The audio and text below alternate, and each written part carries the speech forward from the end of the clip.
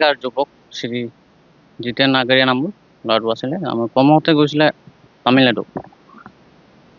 তাতে এটা পথ দুৰ্ঘটনাত পতিত হয়। বৰ্তমান তামিলনাডু ভেলোৰ গভৰ্ণমেণ্ট হস্পিটেলত আছে বুলি আমি জানিব পাৰিছোঁ। তাতে চিকিৎসা অৱস্থাতে আজি খবৰ এটা পাইছোঁ যে ল'ৰাটো ঢুকালে।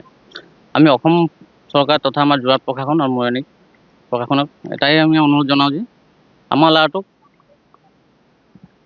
তাৰ সৎকাৰৰ কাৰণে ঘৰলৈ অনাৰ ব্যৱস্থা কৰি দিবলৈ, যাতে আমি চাইছোঁ সিহঁতৰ ঘৰৰ পৰিৱেশ যিটো মানে ল'ৰা বৰ্তমান সিহঁতৰ ঘৰত নাই এতিয়া।